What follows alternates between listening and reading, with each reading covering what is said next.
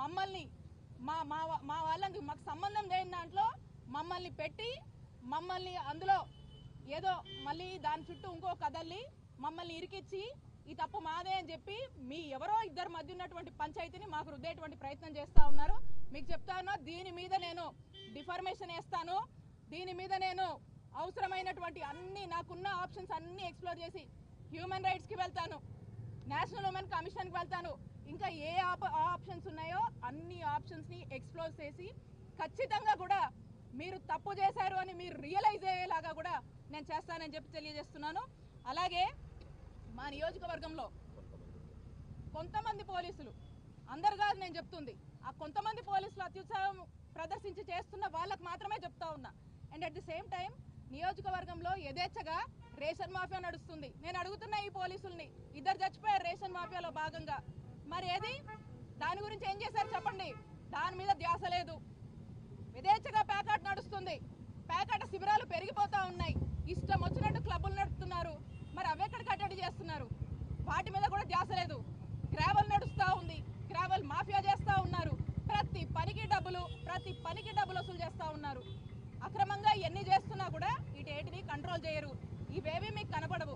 నేను అడుగుతా ఉన్నా, మరి మొన్న గ్రీవెన్స్లో చాలా కంప్లైంట్స్ వచ్చే ఉంటాయి కదా, ఆగమేఘాల మీద నన్ను టార్గెట్ చేస్తూ మా వాళ్ళ మీద పెట్టినటువంటి కేసు అంతే ఇంట్రెస్ట్ మరి వేరే ప్రజలందరూ కామన్ ప్రజలు చాలా మంది వచ్చారు కదా, సామాన్య ప్రజలు చాలా మంది వచ్చి చాలా గ్రీవెన్సెస్ ఇచ్చారు కదా. మరి ఎన్ని కేసులు కంప్లైంట్లు ఎన్ని కట్టారు? ఎన్నిటి మీద కేసు కట్టారు? ఎన్ని సాల్వ్ చేశారు? ఎన్నిటి మీద ఏం స్టేటస్ ఉంది చెప్పండి. అంటే ఇది కావాల్సుకొని ఒక పొలిటికల్ వెండెట్టాతో చేస్తున్నారు కాబట్టి ఇమీడియట్గా అలా కంప్లైంట్ రావడము, వాళ్ళని మీరే పంపిస్తారు, మళ్ళీ కథ మీరే రాస్తారు, మళ్ళీ కేసులు మీరే పెడతారు, మీరే ప్రెస్ నోట్లు ఇస్తారు, మీరే ప్రెస్ రిలీజ్ చేస్తారు. ఎవరి జీవితాలు నాశనం చేద్దాం అనుకుంటున్నారు? నేను చెప్తా ఉన్నా, ఇది మీరు చేస్తుంది తప్పు.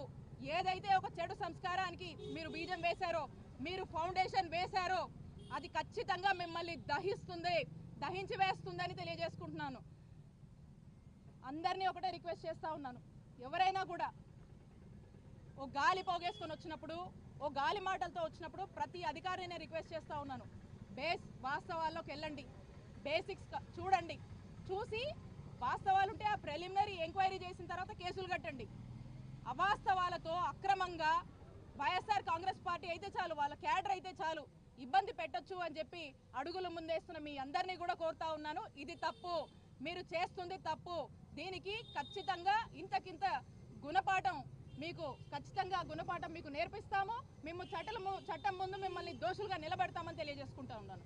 నాకు కానీ మా సిబ్బందికి కానీ ఈ ఇష్యూతో, ఈ గణేష్తో మాకు ఎటువంటి సంబంధాలు లేవు, ఈ కేసుతో మాకు ఎటువంటి సంబంధం లేదు. మీరు ఏ దానికైనా కూడా మీరు ఏం ఇంటరాగేషన్ చేస్తారో, ఏం ఇన్వెస్టిగేషన్ చేస్తారో చేయండి, మేము అన్నిటికీ సిద్ధమే. నేను ఎస్పీ గారిని ఒకటే కోరుతా ఉన్నాను, ఈరోజు కలిసి ఒక రిప్రజెంటేషన్ ఇచ్చి రిక్వెస్ట్ చేయడం జరిగింది. ఏంటంటే ట్రాన్స్పరెంట్గా ఈ కేసు మీద విచారణ జరపండి. మాకు అనుమానాలు ఉన్నాయి. వాంటెడ్గా మీ వాళ్ళే ఉండి, టీడీపీ వాళ్ళే కథ రాసి, టీడీపీ వాళ్ళే కంప్లైంట్ ఇచ్చి, టీడీపీ వాళ్ళే మాకు సంబంధం ఉందని అంటగట్టి మళ్ళీ వాళ్ళే ఇది చేస్తూ ఉంటే ఏకపక్షంగా పోలీసు వెళ్తున్నారు. కాబట్టి జెన్యూన్గా, ట్రాన్స్పరెంట్గా విచారణ జరగాలని పోలీసు వారిని ఈరోజు కోరడం జరిగింది.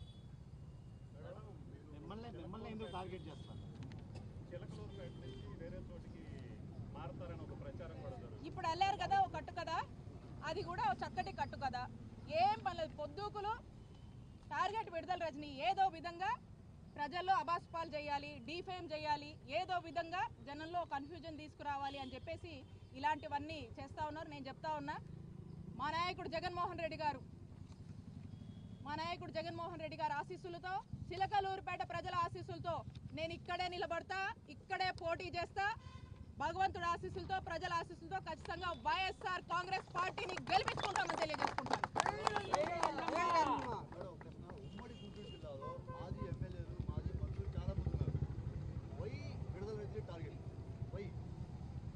ఆడమనిషి రాజకీయాల్ని ఓర్చుకోలేక అసూయతో, ఈర్షతో చేస్తున్నటువంటి టార్గెట్లు ఇవి.